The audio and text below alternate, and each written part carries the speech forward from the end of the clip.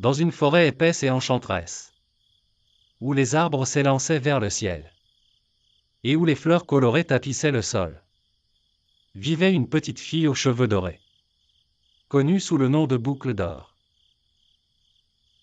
Elle était curieuse et pleine d'énergie, aimant explorer les sentiers sinueux de la forêt, qui entouraient son petit village.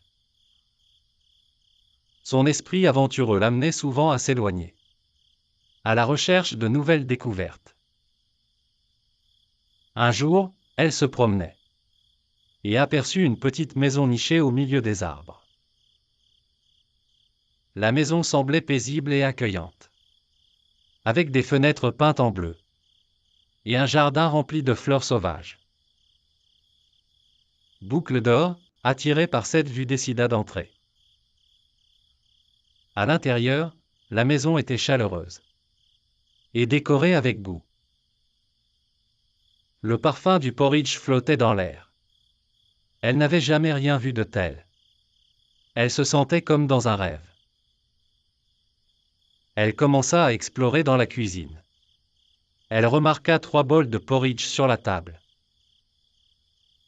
Elle s'approcha, le ventre criant famine. Le premier bol était grand et en bois. Sûrement celui de Papa Ours. Elle en prit une cuillerée. Mais le porridge était brûlant ouf. Trop chaud, s'exclama-t-elle. Elle se tourna alors vers le deuxième bol, qui était de taille moyenne. C'était le porridge de Maman Ours. Elle goûta une cuillère. Mais ce dernier était trop froid. Oh, trop froid, dit-elle en grimaçant. Finalement, elle s'approcha du plus petit bol, celui de Bébé Ourson. Elle en prit une cuillère et s'écria. Juste parfait. Elle ne put s'empêcher de tout manger, savourant chaque bouchée. Une fois son appétit satisfait, elle ressentit une vague de fatigue. Boucle d'Or, ayant déjà goûté au porridge, se leva et décida d'explorer un peu plus. Peu de temps après, les 3 ours rentrèrent chez eux. En entrant, ils remarquèrent immédiatement que quelque chose n'allait pas. Papa Ours observa son bol de porridge. Quelqu'un a mangé mon porridge. Maman Ours, en regardant le sien, s'étonna. Quelqu'un a touché mon porridge. Et Bébé Ourson, avec un petit cri désespéré, ajouta. Mon porridge est tout mangé. Ils se dirigèrent ensuite vers le salon, et réalisèrent que leur chaise avait été déplacée. Quelqu'un a été assis sur ma chaise, s'écria Papa Ours. Et quelqu'un a aussi été assis sur ma chaise, confirma Maman Ours.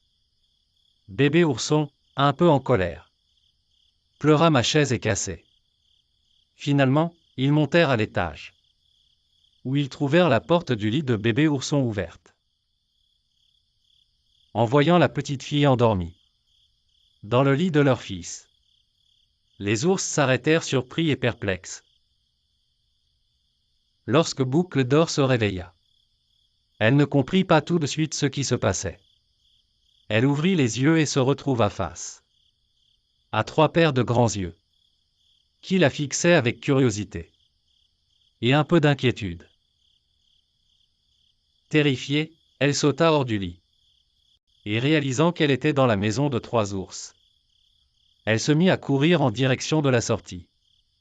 Les ours, bien que surpris, ne voulaient pas lui faire de mal. Mais la petite fille était trop effrayée pour comprendre. Elle s'échappa en courant à travers la forêt, le cœur battant à toute vitesse. En courant, elle entendait le bruissement des feuilles et le chant des oiseaux. Mais elle ne s'arrêta pas avant d'être rentrée chez elle. Une fois chez elle, Boucle d'Or prit un moment pour réfléchir à ce qui s'était passé. Elle se rendit compte qu'elle avait violé l'espace privé d'autrui, sans penser aux conséquences de ses actions. Je ne devrais pas être entrée chez les autres. sans leur permission, se dit-elle. Cette expérience lui apprit à respecter la propriété des autres et à être plus prudente dans ses aventures futures. Ainsi, l'histoire de Boucle d'Or et des 3 ours se termine avec une leçon importante. La curiosité est une belle qualité, mais le respect des autres l'est tout autant. Boucle d'Or, avec son cœur pur et son esprit aventureux, avait appris une leçon précieuse qu'elle garderait avec elle tout au long de sa vie. Ce conte, à la fois simple et riche en enseignements, continue d'être aimé des enfants et des adultes, rappelant l'importance de la courtoisie et du respect dans nos interactions avec les autres.